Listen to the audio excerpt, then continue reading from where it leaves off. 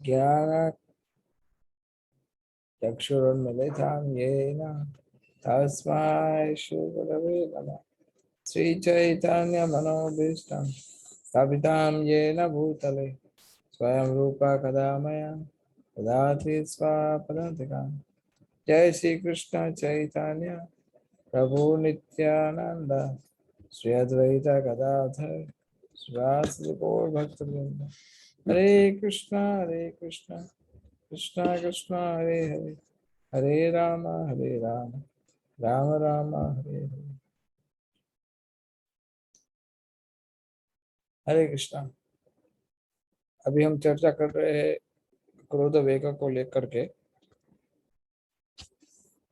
इस वेग, क्रोध वेग जो है उसमें कई सारी चर्चा हुई है,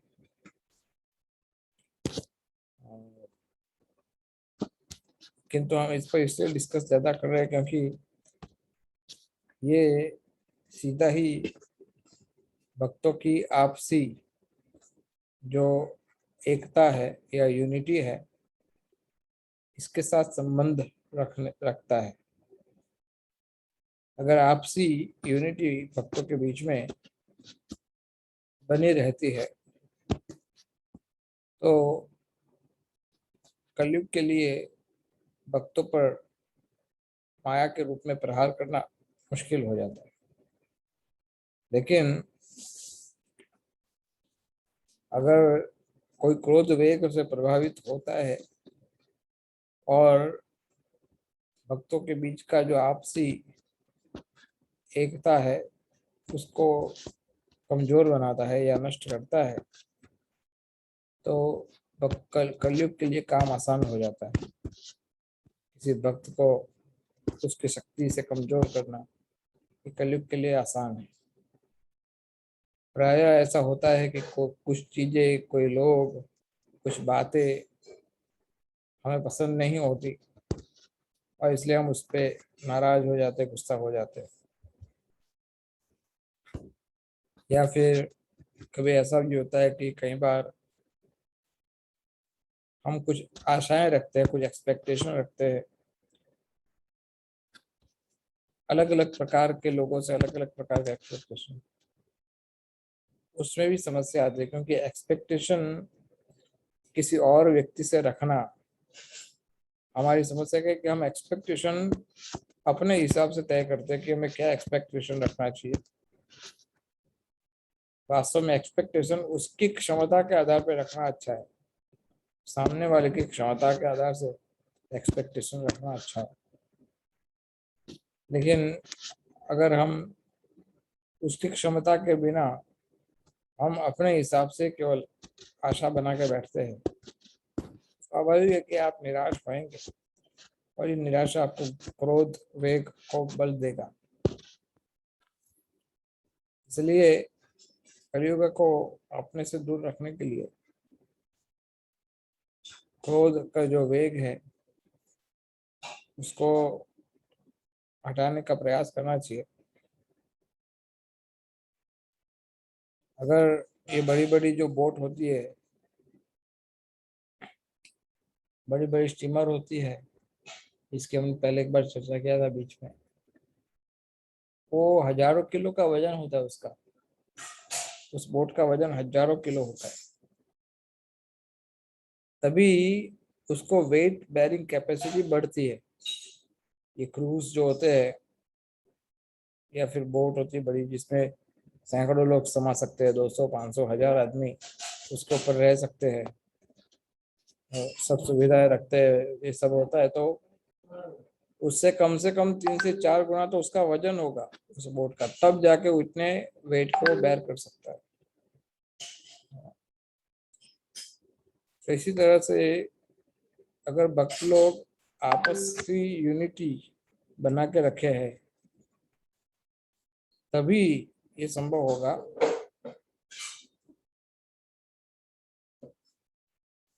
कि कलयुग की चीजों को हम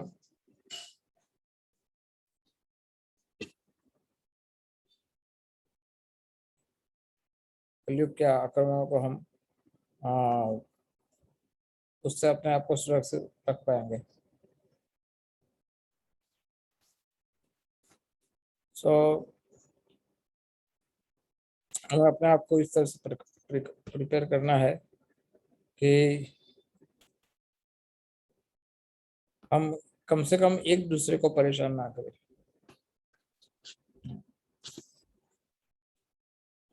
पहले हम खुद समझे और दूसरों को हमें समझने का अवसर दे। ये बहुत आवश्यक है कि हमें किसी एक्शन को लेने से पहले समझना पड़ता है बहुत सारी चीज। जैसे फॉर एग्जाम्पल आज हम एक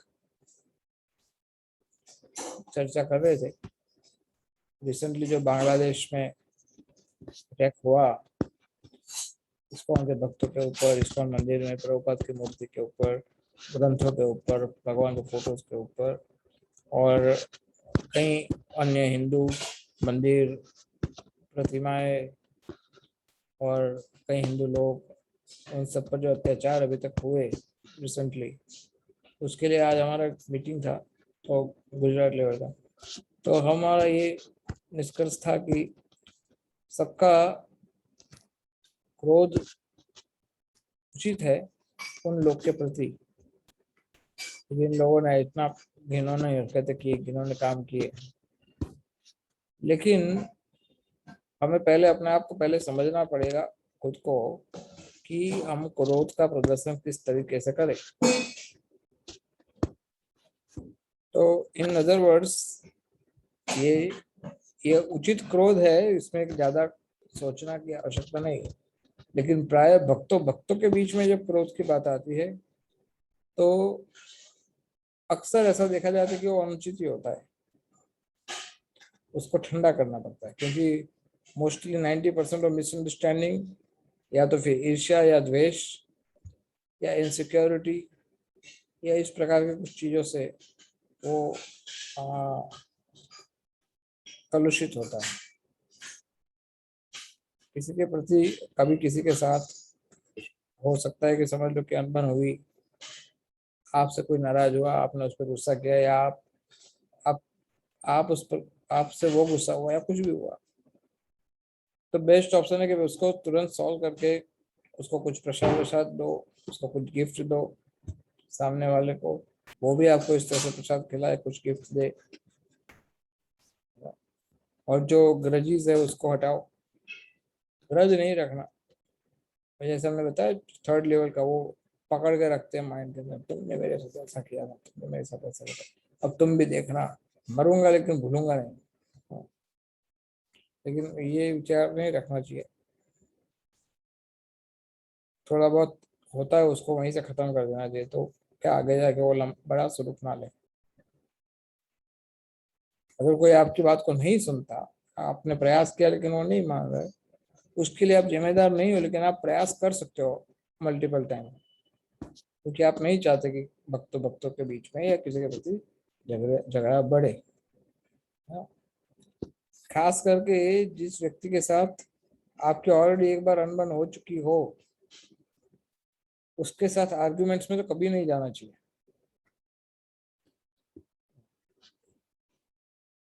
क्योंकि वो आर्ग्यूमेंट उसको और हायर लेवल पे ले जाएगा। मीन्स वो एक प्रकार का है ना, जैसे उसके प्रति आर्ग्यूमेंट बुझी हुई अग्नि पर हवा डालने जैसा होता है। तो वो आर्ग्यूमेंट बहुत सॉलिड काम करता है झगड़े को बढ़ाने के लिए। तो उसके साथ आर्ग्यूमेंट से बचना चाहिए।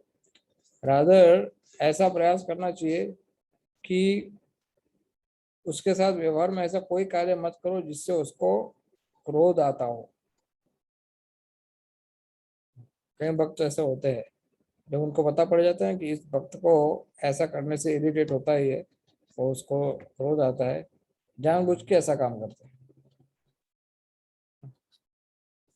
और उद्देश्य क्या है? उसको परेशान करना, और परेशान करने से क्या मिलेगा? दिव्य आनंद की अनुभूति होगी, एक आंतरिक संतोष होगा, मैंने उसको मजा चखाया। लेकिन आपने उसको मजा नहीं चखाया, आपने अपना ही नुकसान किया। आपको इससे कोई लाभ नहीं हुआ। तो इसलिए उसको परेशान करना, उसको किसी व्यक्ति को इरिटेट करना, किसी व्यक्ति को परेशान करना, उसको क्रोध दिलाना, ये हमारा काम नहीं है। So we should avoid irritating anybody, especially those people. कई कई बार क्या होता है कि आपके कोई ऐसा व्यक्ति है कि जिसको आप मित्रवत सुझाव देना चाहते हो कि फॉर एग्जाम्पल अगर वो चैंटिंग करते समय थोड़ा नींद में आ गया, बाजू में बैठे हो आप, तो उसको you want to tell Prabhu you are taking nap, उठ जाओ, माला का टाइम है। वो चीज अगर किसी और को बोलोगे तो वो शायद बुरा नहीं मानेगा, लेकिन वो जिसके साथ आपकी पहले अनबन हुई थी वो ऐसा सोचेगा तुम क्या समझते हो, तो शुरू हो जाएगा मैं सो रहा हूँ, मैं ध्यान मग्न था समाधि में, तुम्हें क्या पता, खत्म। क्या मिला आपको? मैं जानता हूँ तुम मुझे ही देखते रहे, तुम जब नहीं कर रहे, तुम मुझे ही देख रहे थे कब से, मैं जग रहा हूँ या सो रहा हूँ। तुम मेरे मॉनिटर हो गया, तुम मेरे गुरु हो, तुम मुझे सिखाओगे। देखो, तो इस प्रकार की अनबनों से अपने आप को दूर रखने के लिए बेस्ट तरीका यही है कि खास करके उन लोग के साथ ऐसा कुछ मत करे जिससे वो नाराज हो। अभी कोई कहेगा प्रभु ये तो बात, चलो ये तो आपने इसको कम किया, इंटरेक्शन को कम किया, लेकिन क्या ये सॉल्यूशन है? ना, ये सॉल्यूशन तो नहीं है, दैट्स राइट, ये सॉल्यूशन नहीं है, लेकिन एटलीस्ट वो डैमेज को कंट्रोल करता है, बट सॉल्यूशन नहीं है। कैसे? अगर किसी ने, आप समझ लो कि आपने उस व्यक्ति, किसी व्यक्ति के साथ कुछ भी क्रोध वेग के कारण कुछ हुआ, झगड़ा वगड़ा, कुछ अनबन हुई, और आपने सोचा कि भाई इससे कम इंटरेक्शन करने में फायदा है, लाभ है, और इसके मैं क्षमा मांग लेता हूँ, वो उसने भी क्षमा मांग लिया, लेकिन वो फिर भी दूरी रखना चाहता है। क्यों? क्योंकि वो विश्वास है, फेस लेवल नहीं है उसका। उसको भी ये नहीं हो रहा है कि ये व्यक्ति मेरी बात को ठीक से समझेगा या नहीं समझेगा, ये व्यक्ति मेरी बात को उल्टा समझ के फिर से क्या टूट पड़ेगा मेरे सामने क्या। अभी बड़ी मुश्किल से मैंने झगड़ा सुलटाया है, अभी उसके साथ थोड़ा दूरी रखेंगे तो अच्छा है, तो क्या लॉन्ग टर्म में रहेगा, नहीं तो फिर से झगड़ा हो जाएगा। ये ऐसा इसलिए होता है because there is a low level of trust, जो विश्वास या श्रद्धा है आपसी, वो कम हुई है। और इसका सॉल्यूशन क्या है? ग्रेजुअल सर्विसेज के माध्यम से, ग्रेजुअल इंटरेक्शंस के माध्यम से, ओवर पीरियड ऑफ टाइम इसको बिल्टअप किया जाता है। सब फेथ होता है, श्रद्धा है, वो डे वन में कभी नहीं आता, उसको ग्रेजुअली बिल्टअप करना पड़ता है। और वो जब वो पूरा बिल्टअप होता है, उसके बाद फिर आपसी फेथ बढ़ेगा, तो ऑब्वियसली आपका रिलेशन ऊपर होगा। और कभी ये नहीं सोचना चाहिए भक्तों के लिए मुझे क्या काम में आने वाला है ये, मैं क्यों इसके साथ ट्रस्ट लेवल बढ़ाऊं, नहीं, not that way. Just because is a devotee and we are working together in the service or in the same center or in the same area, then it is our duty that we should build up our faith, trust level between each other, so that the services they do not suffer, the temple should not suffer, and we don't get disturbed by so many surroundings. ये कुछ चीजें ऐसी होती है कि जो सब लोग नहीं समझ पाते, और सबके लिए, सबके लिए इतना आसान नहीं होता ये सब करना। कई हमारे भक्त है, कभी कभी फोन आता है कहीं दूसरे किसी मंदिरों से, कहते हैं कि प्रभु जी इस व्यक्ति ने ऐसा, इस भक्त ने हमारे साथ ऐसा किया, इसको पता नहीं इसको मेरे प्रति क्या शत्रुता है, ऐसा सब फोन पे बात करते हैं। एक कुछ लोगों को हम समझाते हैं, कुछ लोग समझ सकते हैं, कुछ लोग को संतोष नहीं होता, बोलते कि प्रभु जी आप तो आचार्यों वाली बातें कर रहे हो, माधवेंद्रपुरी की बातें कर रहे हो, हरिदास ठाकुर की बातें, हम लोग कहाँ ऐसे। तो हमारा प्रयास, कहने का तात्पर्य ये है कि हो सकता है कि हम इतने सक्षम ना हो कि हम एकदम से कोई परिवर्तन लाए, लेकिन इस दिशा में सोचना चाहिए।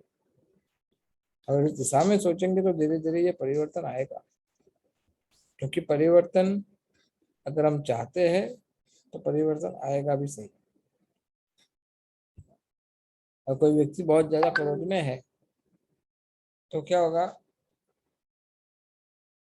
अगर वो क्रोध को कंट्रोल नहीं कर पाया किसी कारण से, तो उसका एटीट्यूड फर्दर वर्स्ट होएगा, इम्प्रूव नहीं होने वाला, वही चेन बन जाएगा, यू नो। एक बार धमाका हुआ, फिर उसी भक्त के साथ फिर दोबारा धमाका होगा, फिर तीसरी बार तीसरी बाद में और धमाका होगा।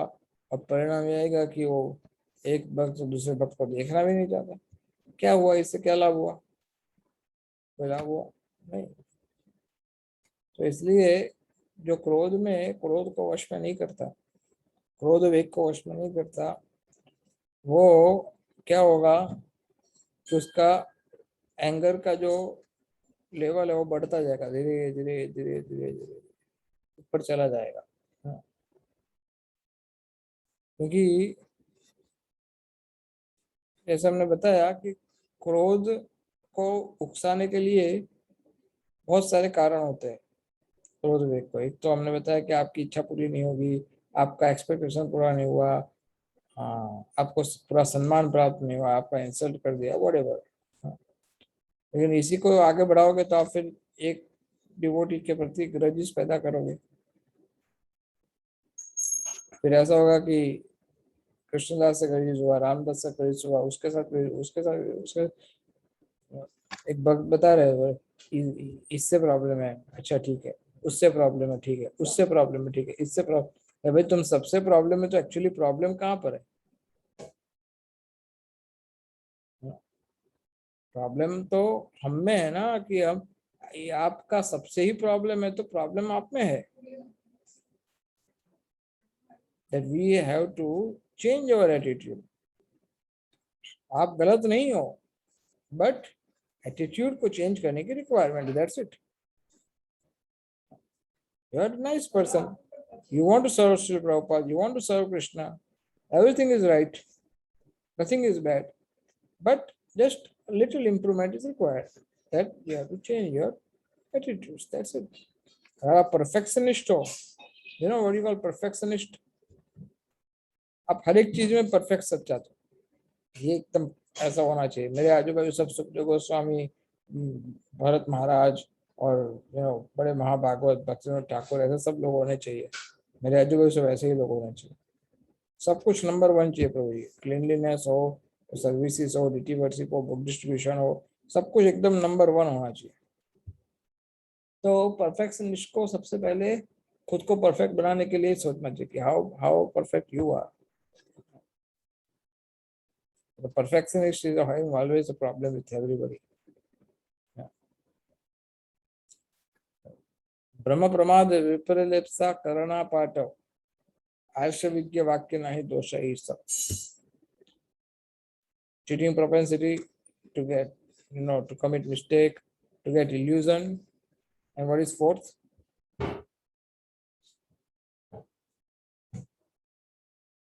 Imperfect senses. Imperfect senses. So this is Brahma Pramad Vipralipsa Karana Pato. Arsha Vigya Vakya Nahi Do Sahi Sab. Means these four defects are in every human, whether it be him, whether it be me. वो उनमें है, मुझ में, सब में है four defects. तो किसमें नहीं है? कि जो महाभागवत भक्त है उनमें नहीं है ये इनसे पर है। तो इसलिए वो आपको क्षमा करेगा, आप उसको क्षमा करो, वो आपको सहन करेगा, आप उसको सहन करो। और इसी तरह से आप भौतिक संसार में रहते हुए आपसी सहयोग बना के रख सकते हो। सिंपल है, you should deal with somebody the way you want him to deal with you.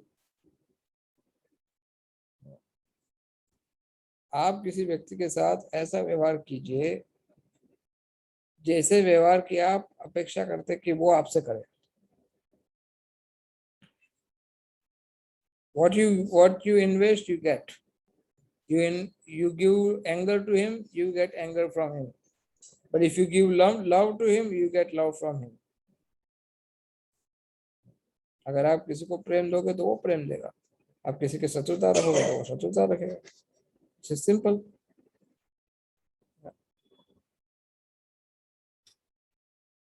So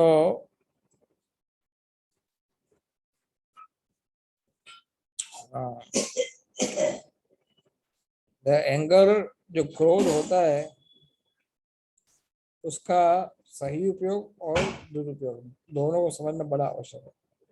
जैसे चैतन्य महाप्रभु ने क्रोध किया था माधाई के ऊपर, वो सही था। सब इसके विषय में संक्षेप में आपको पहले बताया था। फिर चांद काजी के प्रति सब लोग इकट्ठा होकर के गए थे उसके घर, तो चैतन्य महाप्रभु सब पहले गए थे योगापीठ से गौरांग घाट होकर के शिव घाट, गौरांग घाट, गौरांग घाट के बाद माधाई घाट, माधाई घाट के बाद बाराकोना घाट, और ये बाराकोना घाट, ये सब घाट से होते हुए चैतन्य महाप्रभु आगे शिमूलिया गांव पहुंचे थे। और उठने में उनके साथ लाखों लोग जुट गए थे, अनगिनत। इवन मायापुर के लोग भी सोच रहे थे कि ये लोग आए कहाँ से, इतने लोग तो हमारे मायापुर में थे भी नहीं, वो कहाँ से प्रकट हो रहे। बोला आते ही जा रहे, आते ही जा रहे। यही लीला में सोच रहा था, और ये बांग्लादेश वाली बात आई सामने कि प्रोटेस्ट, चैतन्य महाप्रभु ने प्रोटेस्ट किया था। सो भक्त बड़े गुस्से में थे। अब प्रभुपाद जी ने तात्पर्य में कहीं लिखा है ऐसा चैतन्य चरितामृत में कि चैतन्य महाप्रभु के साथ बहुत सारे भक्त थे, लेकिन सबका क्रोध को, एंगर को वश में लाने की जो कैपेसिटी थी वो सबकी अलग अलग थी। सब भक्तों का अपना अपना कैपेसिटी था। और चैतन्य महाप्रभु स्वयं भगवान है, इसलिए ही इज परफेक्ट, उनको किसी की आवश्यकता नहीं। लेकिन उनके साथ कुछ भक्त ऐसे थे जो अपने क्रोध को वश में करने में इतने सफल नहीं थे, तो उन्होंने काजी का बगीचा उड़ा दिया, तोड़ फोड़ कर दी, और उसके आस पास सब नुकसान कर दिया, नारेबाजी की काजी के अगेंस्ट में। तो महाप्रभु सब देख रहे थे, निमाय पंडित। अभी निमाय पंडित उन सबको रोकने नहीं वाले थे, क्योंकि वो लोग बहुत बहुत एग्रेसिव, बहुत दुखी, बहुत ही क्रोधित थे। सो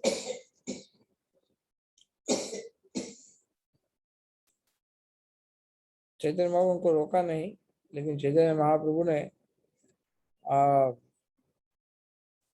खुद जाकर काजी के पास जाके ठंडे दिमाग से काम किया, ठंडे दिमाग से बात। So the point is that क्रोध इज राइट। चैतन्य महाप्रभु को रोका नहीं, रोका नहीं इन द सेंस कि उनका क्रोध जो था उसको महाप्रभु समझते थे। ऑफ कोर्स चैतन्य महाप्रभु चाहते नहीं थे कि ये सब तोड़फोड़ हो, he never wanted it, but because they नारेबाजी सब लोग कर रहे थे। सो हमेशा ये ध्यान रखना चाहिए कि क्रोध का एक सही उपयोग होता है, एक दुरुपयोग होता है। सही उपयोग में हमने चर्चा की थी पृथ्वी माता के ऊपर पृथु महाराज का क्रोध। पृथु महाराज ने धरती जो गाय का स्वरूप लेके आई थी उसके ऊपर क्रोध किया था। वो स्वयं भगवान का शक्ति विष अवतार है। पृथ्वी ने सोचा कि गाय का रूप ले लेंगे तो क्या, गाय तो माता भी है, और गाय को देख के ऑटोमेटिकली हृदय पिघल जाएगा, तो वो क्रोध नहीं करेंगे। लेकिन पृथु महाराज ने उनको बोल दिया, 34 स्कंद में आता है, श्रीमद् भागवतम के 34 स्कंद में पृथ्वी महाराज ने कहा कि अगर तुम गाय का स्वरूप लेकर ये सोच रहे हो कि तो इसके कारण मैं तुम्हारा, मेरा गुस्सा तुम पर कम हो जाएगा, तो ऐसा नहीं होगा। मैं तुमसे बहुत मैं तुम्हारी गाय के रूप का परवाह नहीं करूंगा। पृथु महाराज का जो क्रोध था वो भी उचित था। और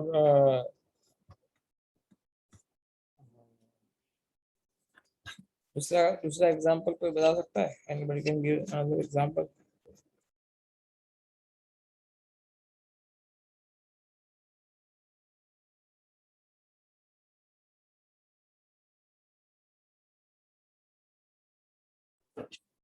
यस, और कोई एग्जांपल?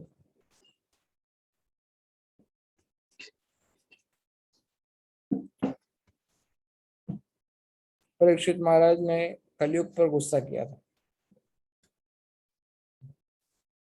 कलयुग ने कहा नहीं नहीं मुझे क्षमा कर दो, क्षमा कर दो। परीक्षित महाराज बिल्कुल नहीं माने। तो वो गुस्सा जायज था, दैट्स राइट, उसका वो प्रॉपर यूज था। उस समय अगर परीक्षित महाराज गुस्सा नहीं करते ये सोच करके गुस्सा का वाचो वेगम मनसा क्रोध वेगम, मुझे क्रोध के वेग को वश में करना चाहिए, उस समय अगर वो गुस्सा नहीं करते तो इन कॉम्पिटेंट राजा माने जाएंगे, वो अयोग्य राजा सिद्ध होते। तो राजा का कार्य है कि अनुचित को दंड देना। चैतन्य महाप्रभु ने छोटा हरिदास पे गुस्सा किया। गुस्सा किया, कैसे किया? उसको मेरे सामने आने मत देना।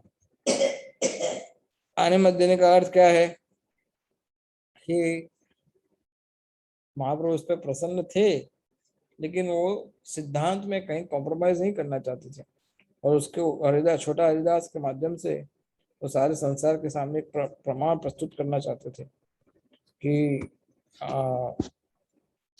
वो भक्ति के नियमों में, विधि विधानों में, सिद्धांत में 1% भी कॉम्प्रोमाइज नहीं कर सकते। तो दैट वाज चैतन्य महाप्रभु को। फिर वल्लभ भट्ट के ऊपर महाप्रभु नाराज हुए थे। वल्लभ भट्ट ने ऐसा कहा कि मेरी जो कमेंट्री है वो श्रीधर स्वामी से भी ज्यादा अच्छी है। तो महाप्रभु बिल्कुल पसंद नहीं है, माँ चैतन्य महाप्रभु बिल्कुल पसंद नहीं है। महाप्रभु ने साफ बता, बोले स्वामी ना माने जी वेश्यार आचरण। बोले कि अगर कोई पूर्वाचार्य जो है उसकी उसका रिस्पेक्ट नहीं करता है कोई भक्त पूर्वाचार्य का, और उनसे अपने आप को ज्यादा एडवांस मानता है, ये तो वेश्या का आचरण है। बोले ये भगवान को प्रसन्न करने वाला आचरण नहीं है। So Mahaprabhu, even though he was a great scholar, Vallabhacharya was a great person, great personality. But this particular thing Chaitanya Mahaprabhu disapproved. Chaitanya Mahaprabhu ने उसका अप्रूव नहीं किया। But then he got him corrected by Gadadhar Pandit's mercy. Gadadhar Pandit ने उनको correct किया बाद में। And he understood it, but कि जब महाप्रभु को पता पड़ा कि वल्लभाचार्य अपनी गलती का एहसास हो गया है, उसको समझ वल्लभाचार्य को पता पड़ गया कि ये उनका आचरण ये ठीक नहीं था, तो वो महाप्रभु के क्षमा याचना किया, तो महाप्रभु उनको तुरंत क्षमा कर दिया। ऐसा नहीं कि बस अब तो तुम गए बच्चों, इस लाइफ में तेरा तो उद्धार नहीं होगा, तुमने गलत काम किया। नहीं नहीं, महाप्रभु तुरंत उसको क्षमा कर दिया और उसके घर पे भोजन लेने भी गए। जनरली ऐसा वैष्णव सिद्धांत में ऐसा बोला जाता है कि किसी के घर पे अगर आप प्रसाद खाने जाते हो, प्रसाद लेने जाते हो, इसका अर्थ ये होता है कि आप उस व्यक्ति से नाराज नहीं हो। तो अगर आपको कहीं ऐसा लगता हो कि कोई व्यक्ति मुझसे नाराज है, तो आप उसको अपने घर प्रसाद के लिए बुला सकते हो, या फिर आप खुद बना करके उनको खिला सकते हो। अगर वो खाते हैं तो इसका अर्थ है कि वो आपसे नाराज नहीं है। जनरली ऐसा प्राय ऐसा माना जाता है। तो भक्तों के बीच में इस प्रकार का व्यवहार होना चाहिए कि आप उनको भोजन के लिए बुलाओ या आप उनके भोजन के यहाँ जाओ। इस प्रकार का व्यवहार से आपसी प्रेम बढ़ता है। हनुमान जी का क्रोध था रावण के ऊपर, तो वो उचित था, उसमें उचित कुछ भी नहीं था। हनुमान क्रोध को वश में करने के सक्षम थे, बहुत बहुत शक्तिशाली थे वो, उनके पास सब प्रकार की विद्या थी, लेकिन उनका क्रोध यू नो इतना स्ट्रांग था रावण के प्रति कि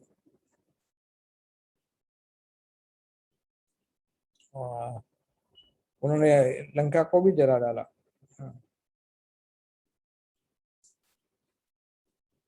So that is right, that's no problem. Arjun का क्रोध, अर्जुन इतना क्रोध में था कि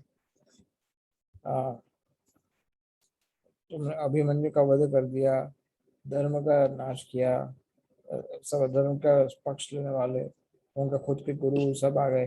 तो अर्जुन का जो क्रोध था वो गलत नहीं था, it was right. और राधर उसको तो क्रोध नहीं करना चाहता, भगवान ने उसको उससे बोले ठंडा कर देते, क्रोध करना पड़ेगा। तो क्रोध करेगा तभी तो युद्ध करेगा, क्रोध नहीं करेगा तो युद्ध कैसे करेगा। तो वो क्रोध तुम्हारी शक्ति है, यूज इट। सो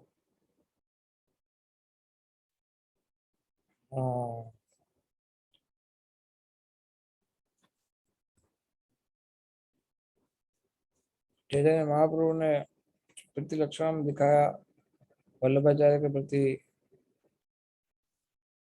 और इस पर द पॉइंट इज,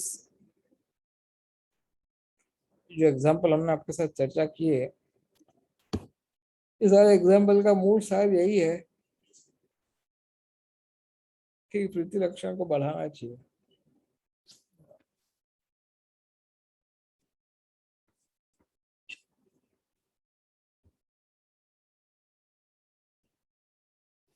और जब कोई आपका, अगर आपका कोई अपमान करता है तो उसको इग्नोर कर देना चाहिए।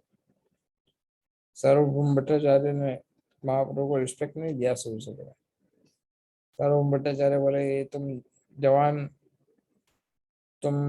जवान सन्यासी हो, ये तुम पागलों की तरह, भावुकों की तरह नाचते हो गाते हो, ये तुम्हें थोड़ी शोभा देता है। सन्यासी हो, वेदांत की चर्चा करो, वेद वेदांत की चर्चा करो, भावुकों की तरह नाचना ये तुम्हें शोभा नहीं देता। तो जवान हो, माया आकर्षित कर लेगी इस तरह से, तो सुंदर भी हो, तो इसलिए अपने आप को संभालना पड़ेगा। तो महाप्रभु ऐसा नहीं सोचे तुम मुझे सिखाओगे, तुम जानते हो मैं ईश्वर परम कृष्ण, मैं भगवान हूँ, और तुम बृहस्पति के अवतार से सर्व भट्टाचार्य, तुम एक देवताओं के गुरु, तुम मुझे सिखाओगे कि मुझे क्या करना चाहिए क्या नहीं करना चाहिए। महाप्रभु ऐसा कुछ व्यवहार नहीं है। महाप्रभु क्या बोले, बोले मुझे वेदांत आता ही नहीं है, तो बोले मैं सिखाता हूँ तुम्हें, तुम हमारे पास वेदांत सीखो। अब मैं भी जब पढ़ रहा था, मैं यार क्या वो आप 7 दिन उसके साथ वेदांत सीखने जाओगे। अब गोपीनाथ आचार्य को भी ऐसा उनका भी ऐसा कि महाप्रभु के किस तरह से कृपा कर रहे, देखो सार्वभौम भट्टाचार्य के ऊपर। गोपीनाथ आचार्य उनके बहनों ही थे, और किस तरह से कृपा कर रहे। सार्वभौम का उद्धार करने के लिए सार्वभौम के क्लास में बैठ गए चैतन्य महाप्रभु वेदांत सीखने के लिए। तो इस प्रकार का आचरण हमें सीखना है कि सामने वाला व्यक्ति, हम किसी का उद्धार करने के लिए उसके साथ व्यवहार नहीं करेंगे, लेकिन हम हमारा अपना कोई भी इंसल्ट, हमारा अपना कोई भी अपमान, उसको हमें महत्व नहीं देना चाहिए। सो रामचंद्रपुरी ने ऐसा किया था, महाप्रभु बिल्कुल उत्तेजित नहीं हुए। तो जनरली कोई व्यक्ति आपके आपके साथ गुस्सा करता है, या कोई आके कहता है अरे आपको पता है आज की ताजा खबर क्या है, अच्छा क्या है आज की खबर, अरे वो है ना वो एक फलाना डिवोटी एक्स डिवोटी वो डिवोटी जैसे, हाँ क्या क्या हुआ क्या हुआ, अरे क्या बताऊँ, अरे हुआ क्या, अरे वो तो तुम्हारे विषय में क्या क्या बोलता है, अरे ऐसा बोलता है ऐसा बोलता है, अच्छा उसकी तो बोलो ही मत, मुझे सब पता है कि वो क्या करता है, मुझे सब पता है वो कैसा है कितना कमीना है, सब जानता हूँ मैं, सब आई नो एवरीथिंग। ऐसा व्यवहार हमारा नहीं होना चाहिए। रादर हमें ये सोचना चाहिए उस समय कि आ, सही में भगवान ने कृपा करके ऐसे व्यक्ति को रखा है ताकि मेरा इम्प्रूवमेंट हो जाए। वो व्यक्ति जो फॉल्ट फाइंड कर रहा है, तो मुझ में कोई फॉल्ट होगा तभी वो फाइंड कर रहा होगा, तो उसके ऊपर मुझे काम करना पड़ेगा। अगर उसको ऐसा लगता है कि ये मेरा फॉल्ट है, तो मुझे न्यूट्रली सिद्धांतिक रूप से चेक करना पड़ेगा कि क्या सही में ये मेरा फॉल्ट है, अगर है तो उसको ठीक करो, अगर वो सिद्धांतिक रूप से नहीं है तो ठीक है, उसको बोलने दो, उससे क्या फर्क पड़ता है। पार्वती देवी ने गुस्सा किया था, पता है आपको? पार्वती ने गुस्सा किस पे किया था, किसको याद है?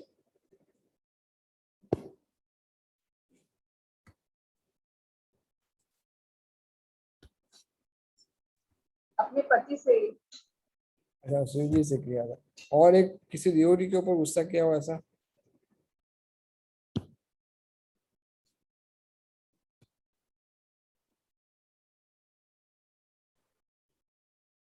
मे बी उनको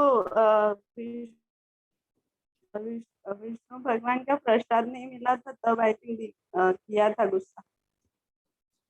हाँ, वो भी है। पार्वती देवी ने, एक बार ऐसा हुआ था कि वो शिव जी के गोद में बैठे हुए थे और सभी ऋषियां वहां पर इकट्ठे थे। और वहां पर शिव जी का परम मित्र है चित्रकेतु, महाराज चित्रकेतु। वो वहां पर गए, और शिव जी के परम मित्र है तो मित्र मित्र के साथ मजाक कर सकता है। तो चित्रकेतु ने मजाक मजाक में बोल दिया, क्या शिव जी को बोल दिया, इतने सबके बीच में तुम अपनी पत्नी को गोद में बिठा के बैठोगे तो तुम्हें शोभा देता है क्या ये? हाँ। शिव जी तो उसको हंस लिए। शिव जी को बिल्कुल उसको गुस्सा नहीं किया। शिव जी तो बहुत ठंडे दिमाग के है। जब करना पड़ता है तभी करते गरम, बाकी ठंडे ही रहते हैं। तो शिव जी तो कुछ नहीं बोले, लेकिन पार्वती ने बड़ा गुस्सा कर दिया। How dare you can tell, क्या हिम्मत है, तुम जानते हो तुम किससे बात कर रहे हो, पता नहीं पड़ रहा तुम। हाँ, लेकिन वो इतना गुस्सा हो गई थी। लेकिन पार्वती गुस्सा करने के पश्चात, अब शास्त्र श्रीमद् भागवत में कहा गया है कि चित्रकेतु इतना, तो आप सोचो जो शिव जी का मित्र होगा उसके पास कौन सी शक्ति नहीं होगी। उस चित्रकेतु के पास ऐसी शक्ति थी कि वो पार्वती को शाप दे सकता था, ऐसी शक्ति थी उसके पास। लेकिन उन्होंने इसको अपराध माना ही नहीं। कोई बात नहीं, ठीक है, जैसे उनकी इच्छा। और दूसरे जन्म में उनको शाप मिला दानव असुर बनने का। वो वृत्रासुर के रूप में जन्म ली चित्रकेतु। और उसको फिर इंद्र इंद्र उसके साथ युद्ध किया। भागवत में पूरा लंबा कथा आता है।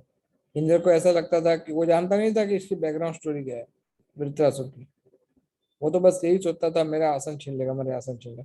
तो वो अपना युद्ध कर रहा था। और युद्ध करते हुए ये भी युद्ध कर रहे थे, वृत्रासुर भी युद्ध कर रहे थे। इंद्र को लगा कि मैं जीत गया, और वृत्रासुर का मरने का ही था। वृत्रासुर का उद्धार इंद्र के हाथ ही मरने से ही होने वाला था। तो वृत्रासुर ज्यादा लालयित थे, भाई युद्ध कर, खत्म कर, मुझे नहीं चाहिए शरीर, युद्ध कर, खत्म कर मुझे। तो इंद्र सोच रहा था कि आ, मैं जीत गया। लेकिन शास्त्र कहते हैं कि वास्तव में इंद्र पराजित हुआ और वृत्रासुर जीत गया। क्यों? क्योंकि वृत्रासुर के मृत्यु के पश्चात उसको भगवत धाम मिला, और इंद्र को विजय के पश्चात केवल स्वर्ग मिला। क्या फायदा हुआ? तो कई बार, और कुछ लोग बोले ना प्रभु जी, ये हार गया ना युद्ध, मर गया ना वृत्रासुर, ये तो गलत है, ये हम सहन नहीं करेंगे। But no, you have to think on this कि अल्टीमेटली आपको क्या प्राप्त हो रहा है। So fighting is, one should understand properly that how anger should be utilised. Chitraketu did not take offence of Mata Parvati. हाँ, लेकिन हमें ध्यान रखना चाहिए कि छोटे छोटे चीजें जो सामने वाले को परेशान करती है, ऐसी चीजों से हमें अपने आप को बचना है। और द्रौपदी केवल थोड़ा सा हंस लिया दुर्योधन के ऊपर, और ऐसा बोला जाता है कि ऐसा स्टेटमेंट दे दिया था कि अंबिका बेटा अंधा। तो उसका परिणाम क्या था? 64 करोड़ लोग मर गए केवल एक हंसी से। महाभारत का युद्ध हो चुका, हंसने मात्र से महाभारत का युद्ध हुआ। Don't do such things. रूप गोस्वामी अपनी लीला में किसी को देख करके हंस रहे थे, कृष्ण की लीला देख करके हंस रहे थे, और सामने वाला व्यक्ति को ऐसा लगा कि वो उसकी मजाक उड़ा रहे, तो वो नाराज हो गया और रूप गोस्वामी का ध्यान भंग हो गया। Even the small gestures, it ये परेशान करता है। जनरली एक चीज हमेशा ध्यान रखनी चाहिए कि वैष्णव हमेशा दूसरों का हित करने का सोचता है। ये एक क्वालिटी होता है भक्त का। उसकी हमेशा शुभकामना होती है दूसरों के प्रति। किसी का बुरा हो, किसी को दुखी हो, किसी का किसी को कोई नाराज हो, कोई इरिटेट हो, कोई गुस्सा हो, ये सब वो ऐसा चाहता नहीं है। ऐसा दैट्स नॉट हिज क्वालिटी। अगर वो क्वालिटी हम में आती है तो हम सही रास्ते पे चल रहे हैं। अगर आप वो क्वालिटी हमें नहीं आती, हमें अच्छा लगता है कि कोई दुखी हो रहा है, कोई इरिटेट हो रहा है, कोई गुस्सा हो रहा है, अगर हमें अच्छा लग रहा है तो इसका अर्थ हो रहा है कि हमें अपने आप को ठीक करने की आवश्यकता है। We need to improve ourselves. Devotees are well wishers. They always have best wishes for others. And एक चीज हमेशा याद रखनी चाहिए, उसको बांध के रखना चाहिए। Never take personal insults to be seriously. Never take personal insult को सीरियसली कभी नहीं लेने का। नेवर। कोई व्यक्ति पर्सन आपको इंसल्ट कर रहा है, आपका मान नहीं किया, आपको आपकी बात को सुना नहीं उसने, आपको whatever, he is not showing respect towards you, don't ever take it personally, seriously. So ये सही बात है कि प्राइड सबके हृदय में होता है और एकदम से नहीं जाता है, लेकिन उसको अभ्यास के माध्यम से उसको ठीक किया जा सकता है।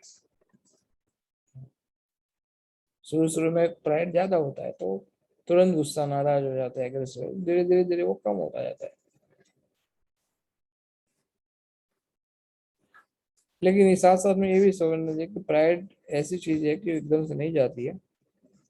पहले आपको भक्ति करने का प्राइड रहता है, बाद में भक्त बनने का प्राइड रहता है, फिर दीक्षा लेने का प्राइड रहता है, फिर आपकी सेवाओं का आपको प्राइड रहता है, फिर आपको लगता है कि मैं कितना स्मार्ट हूँ। है ना? फिर किसी के लेक्चर के साथ अपने लेक्चर की तुलना करना शुरू कर देते हैं। है ना? मैं अगर मैं इस पे लेक्चर देता, मैं बहुत ज्यादा अच्छा बोल लेता, इसको आता नहीं, पता नहीं क्यों इसको लेक्चर देने देते हैं। है ना? सो अल्टीमेटली वो प्राइड आपको कहाँ ला के रखता है? खुद का वखाण खुद ही शुरू कर देते हो। मैं I am this, I am that, मैं इतना अच्छा हूँ, मेरी इतनी सारी क्वालिटी है। I always tell this thing. जब आपके जीवन में आपकी प्रशंसा करने वाला आप संसार में कोई बचा ही ना हो, तो वो व्यक्ति जनरली खुद की प्रशंसा खुद करता है। इसलिए we should never sing our own glories. All glories to me, all glories to me, all glories to me.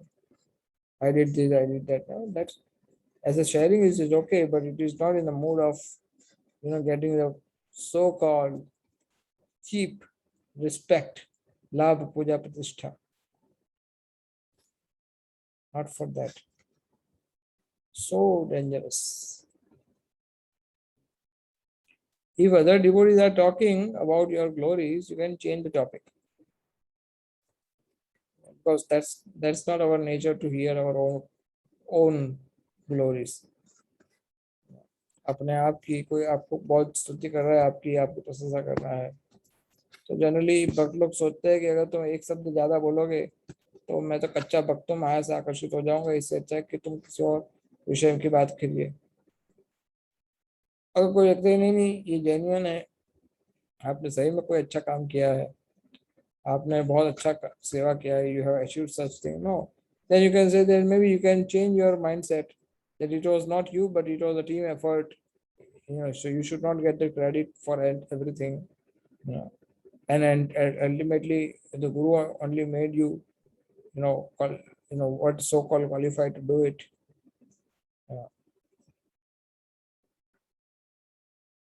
But कई बार क्या होता है कि अभी अंदर से भी इच्छा रहती है कि कोई हमारी स्तुति करे, प्रशंसा करे, वो इच्छा को हटाना है बस।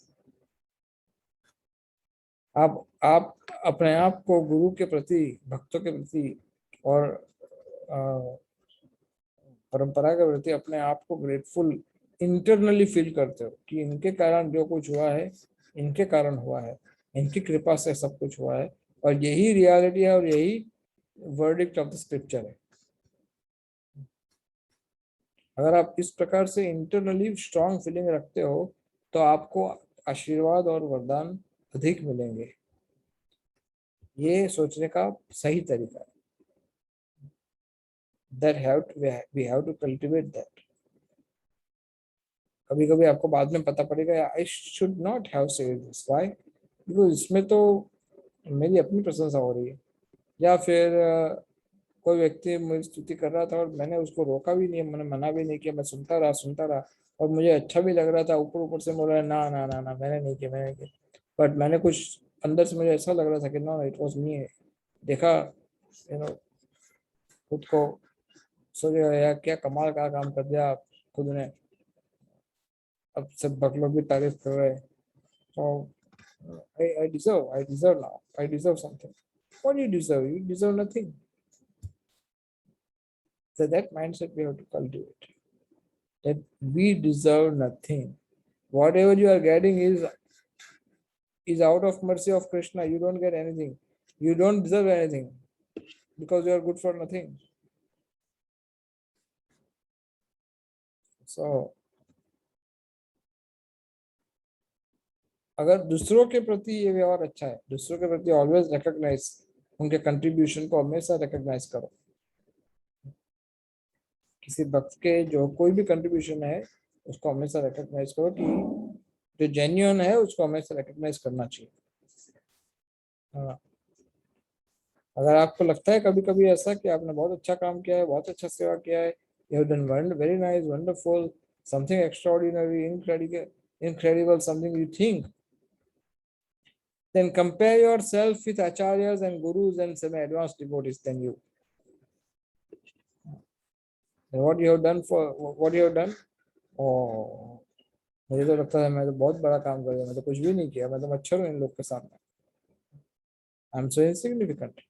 Yeah, that will bring you down, and then it will help your Krishna consciousness to be safe and secure. आपका एकमात्र गर्व यही होना चाहिए कि आप इस परंपरा के अनुयायी हो, ये आपका गर्व है। आप भक्तिनाथ ठाकुर के प्रपौत्र हो, ये आपका गर्व है। आप रूप सनातन गोस्वामी, रघुनाथ भट्ट, रघुनाथ दास, जीव गोस्वामी, गोपाल भट्ट गोस्वामी, आप उनकी संतान हो, ये आपका गर्व है।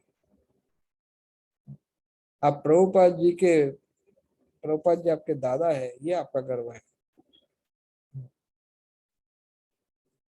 So, and this is the true pride that we should accept. Then we will not get angry on others. So next time we'll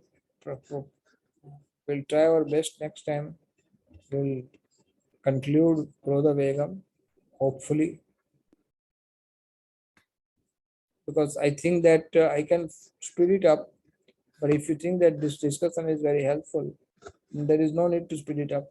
Whatever you feel, but we'll complete the Krodha Vegam next time.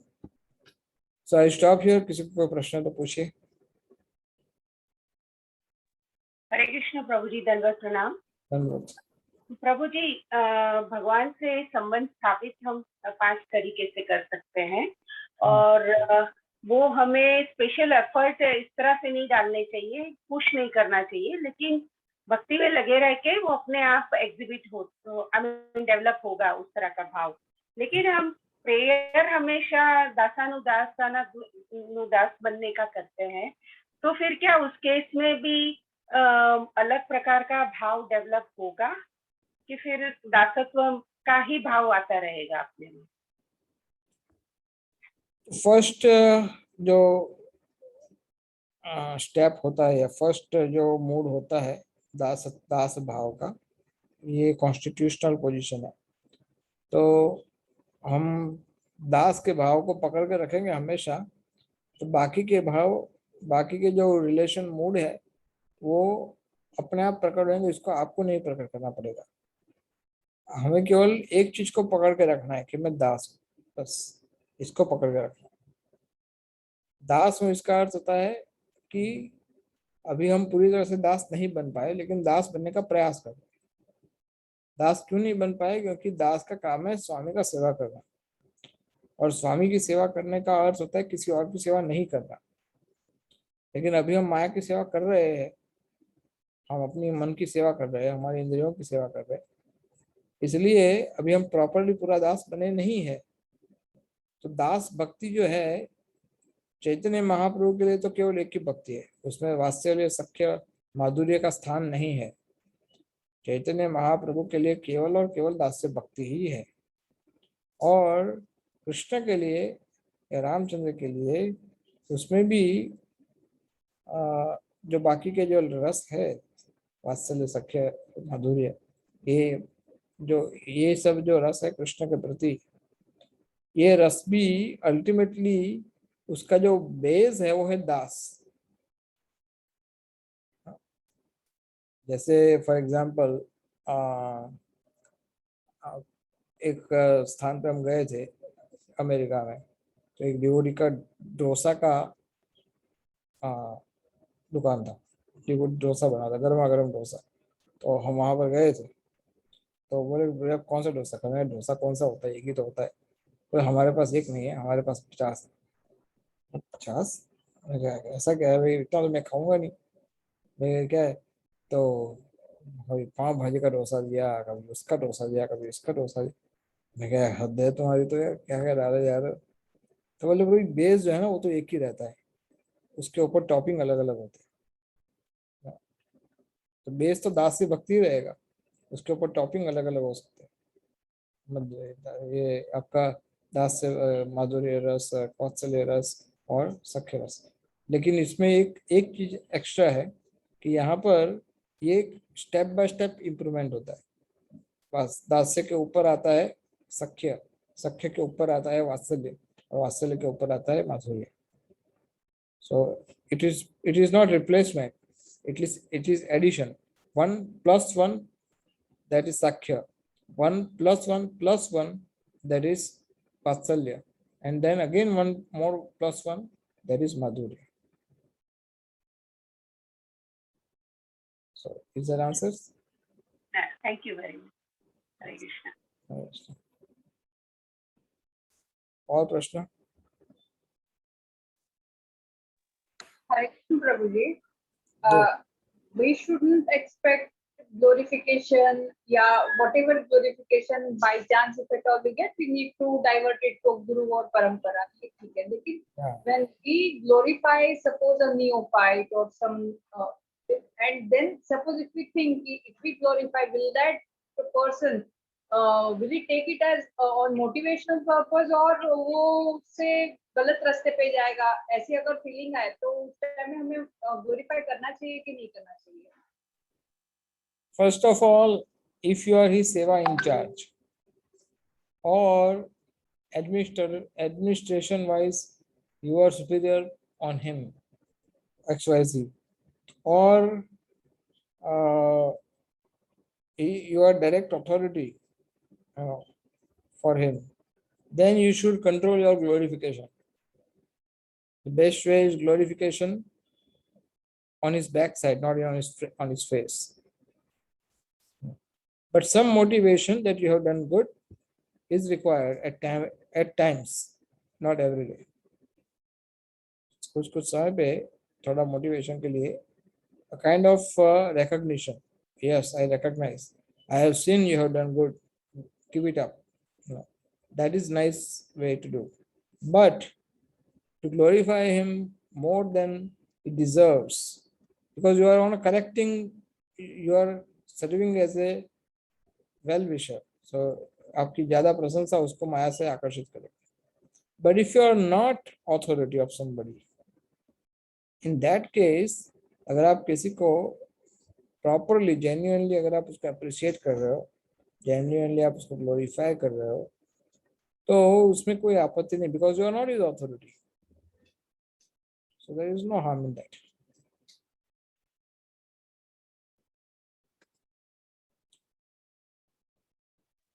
Hare Krishna. Yes Prabhu, जैसे ये त्रिणादपि सुनिचेन अमानिन मान देना, ये जो principal है, सिद्धांत है, हाँ, इज इट, तो ये भी मतलब एक्चुअली एक तरह से देखा जाए तो ये तपस्या ही है, क्योंकि हम उसके आदी नहीं है। yes. और तो ये मन का जो वेग है उसमें फॉल होता है ये सभी तपस्याएं। हाँ, ये सब उसमें आता है। इसमें बहुत सारी चीजें आती है, क्रोध वेग भी आता है, क्योंकि आप कोई अमानी ना, कोई आपको मान नहीं दे तो आपको क्रोध आएगा, बट बिकॉज यू आर अमानी ना, आपको मान की राइट। इच्छा नहीं रहती है, then you have to control क्रोध वेग। एनीवन त्रिनादपि सुनी, त्रिनादपि जो है और सुनी चाहिए ना, उसमें आपको जैसे टॉलरेट करना, तरोरपि सहिष्णुना, सो टॉलरेट जो उदरोपस्थ वेगम जो है उसको टॉलरेट करना, दैट इज ऑल्सो तरोरपि सहिष्णुना। उदरोपस्थ मीन्स भोजन का और जननेन्द्रिय का वेग, you have to tolerate lust, you have to tolerate all that. So त्रिनादपि सुनिचय is a master formula, और उसको कोई फॉलो करता है, that means he is the most successful person. Right. Right, so मतलब जैसे आपने बोला मास्टर फॉर्मूला है, तो ये अगर चार चीज को फॉलो करते हैं तो ऑटोमेटिकली ये सभी वेग धीरे धीरे करके हम कंट्रोल कर पाएंगे। और वो it is followed by it. त्रिनादपि shloka, if you follow, the rest of the other things will follow, not only these vegas, even following slokas, Ussat, Nishchay, Dhairyat, everything will be followed by it. Right, thank you. Yes, sir. और प्रश्न पूछिए।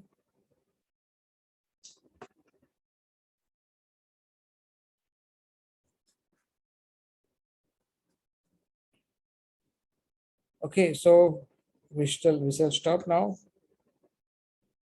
and next most likely next Saturday, 23rd, we will have a big protest against ये बांग्लादेश के सामने जो हुआ है भक्तों के साथ, उसका 23 तारीख को बहुत बड़ा प्रोटेस्ट ऑर्गेनाइज होगा।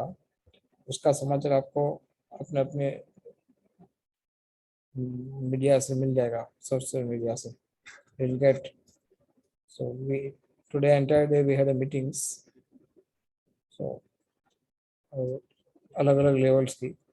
So now tomorrow mostly you will come to know the entire way of protest what we are going to do the coming Saturday. So most likely we will have a good protest by Kirtan or holy name only. So I wish अगर devotees अपना समय निकाल पाए तो जितना protest में जहाँ पर भी कैसा भी भाग ले सकते हैं आप लीजिए. The more number it is, the more powerful it is. This is for Ahmedabad, right? For international. Oh, it will be international. Yeah, globally. Okay. So we are doing it for all. There are chances that we may have all Gujarat devotees coming to Ahmedabad. I mean, not all, but all the leaders with some of those, temple congregations. So there would be like few hundred devotees altogether, possibly.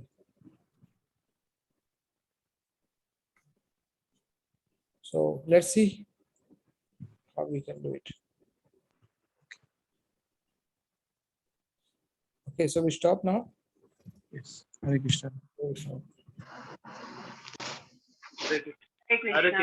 Hare Krishna, Prabhuji.